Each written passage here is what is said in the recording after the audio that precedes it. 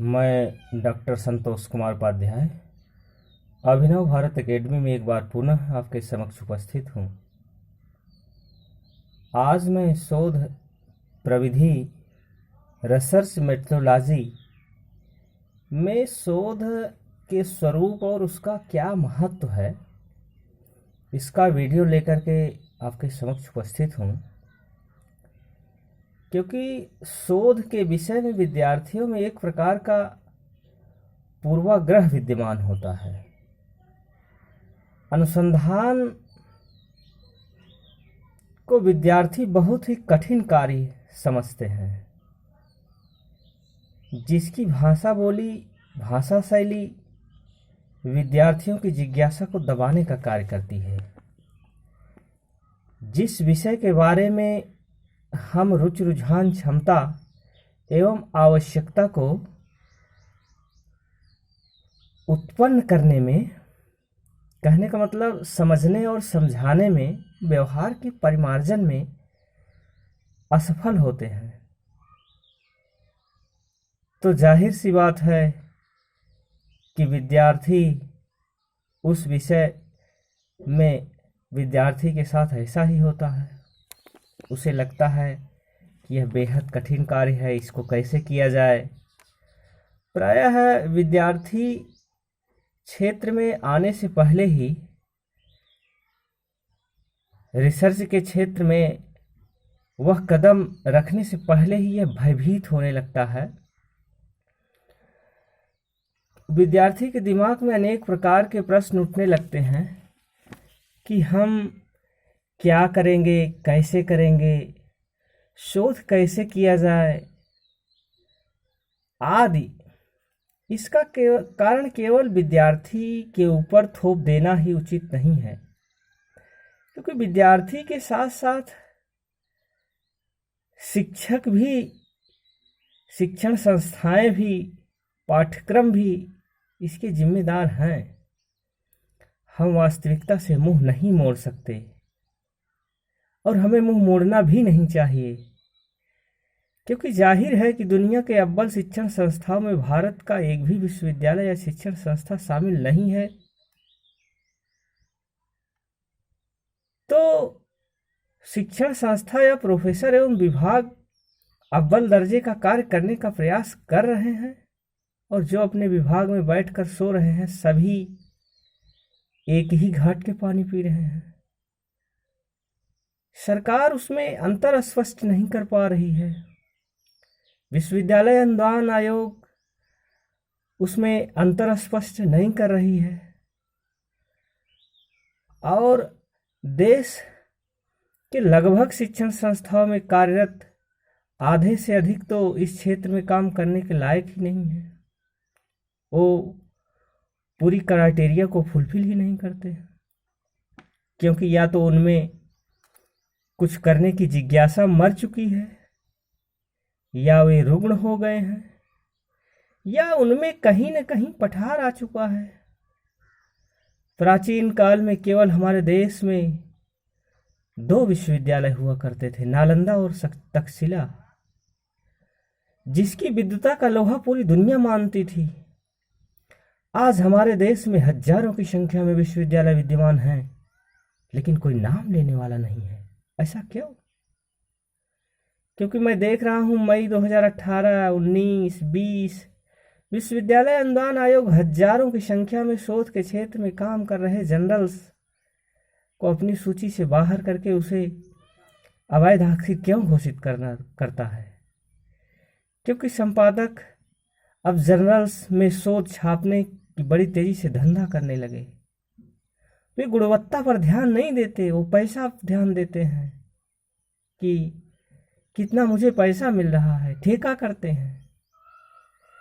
शिक्षण संस्थाओं की तर्ज पर यहाँ पर भी अब गोरख धंधे बड़ी तेजी से पनपने लगे हैं। गुणवत्ता घटने लगी, क्योंकि हमारे में हर चीज़ का व्यवसायीकरण होता जा रहा है। यह केवल शोध तक सीमित नहीं है, बल्कि धर्म, शिक्षा, चिकित्सा, अनेक क्षेत्रों में बहुआयामी यदि देखा जाए तो हर तरीके से जो है व्यवसायीकरण सभी पहलुओं का होता जा रहा है। शायद यही कारण है कि विद्यार्थियों को शोध जैसे कार्य बहुत कठिन प्रतीत होते हैं। विद्यार्थियों को इसके महत्व की गंभीरता को अब तक समझाया नहीं गया है। जब तक विद्यार्थियों को इसके महत्व को समझाया नहीं जाएगा, तब तक हमारा देश इस क्षेत्र में वैश्विक स्तर पर अपनी पहचान नहीं बना पाएगा। ये निश्चित है। अनुसंधान शब्द अंग्रेजी में के रिसर्च शब्द का हिंदी अनुवाद है। इसे दो भागों में विभाजित किया जा सकता है। री का अर्थ होता है पुनः, सर्च का अर्थ होता है खोज करना, अर्थात एक निश्चित सत्य का बार बार खोज करने से संबंधित है। क्योंकि किसी भी अनुसंधान का परिणाम अंतिम सत्य नहीं होता। अगर अंतिम सत्य पर कोई अनुसंधान पहुंच जाए तो उसी दिन शोध कार्य होना बंद हो जाए। इसलिए शोध होते रहेंगे, क्योंकि किसी भी अनुसंधान रिसर्च का जो परिणाम है, जो निष्कर्ष है, वह अंतिम सत्य नहीं हो सकता, अंतिम सत्य होता भी नहीं। इसलिए इसे बार बार करने की आवश्यकता होती है अंतिम सत्य पर पहुंचने के लिए, कि हम अंतिम सत्य के नज़दीक पहुँचे। अनुसंधान में शोधार्थी जैसे एक मधुमक्खी होती है, उसी तरीके से मधुमक्खी की तरह शोधार्थी साहित्यिक रस को ढूंढ ढूंढ कर एक छत्ता बनाता है, एक पुस्तक बनाता है, एक थीम तैयार करता है, एक सिद्धांत की तरफ आगे बढ़ता है, जिसका स्वाद उसी मधुर रस की तरह अद्भुत और दिव्य होता है। अर्थात पहले से प्राप्त ज्ञान में वृद्धि कर नवीन ज्ञान की जानकारी की तरफ अग्रसर होता है। शोधार्थी को इस बात का हमेशा ध्यान रखना चाहिए कि अनुसंधान व्यवहारिक होना चाहिए।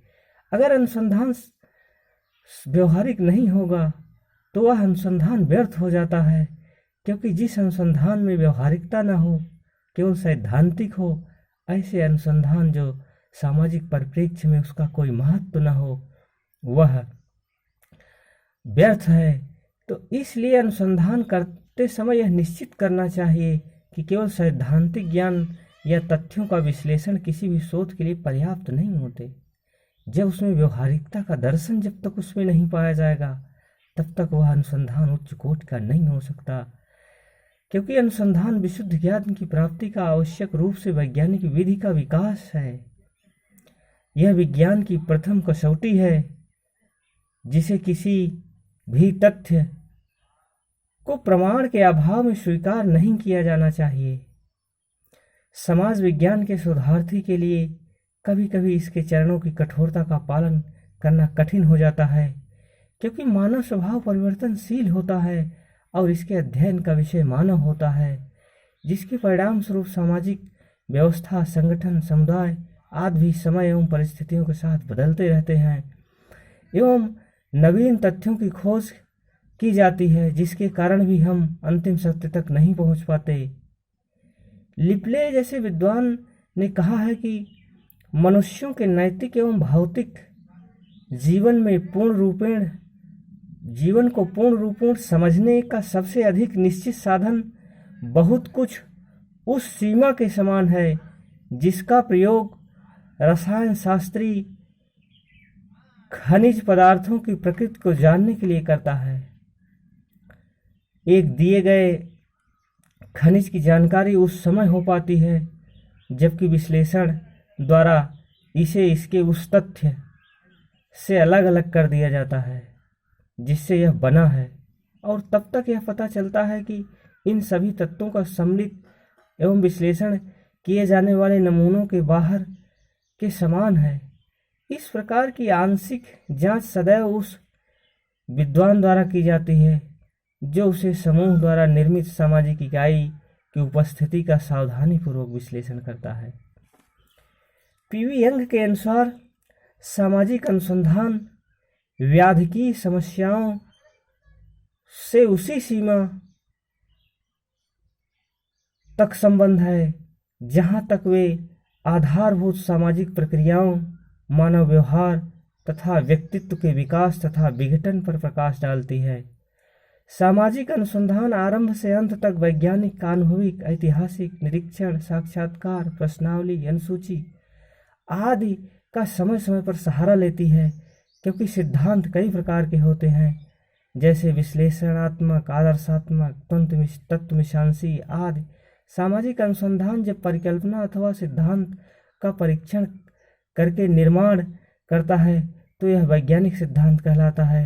वैज्ञानिक सिद्धांतों की जांच नवीन तथ्यों द्वारा समय समय पर उसकी प्रामाणिकता, विश्वसनीयता और सत्यता के लिए होती रहनी चाहिए। सामाजिक अनुसंधान में परिकल्पना की जांच का संकलन, सिद्धांतों की सत्यता आदि से संबंधित अध्ययन करने के अतिरिक्त नवीन प्रविधियों की खोज की जाती है।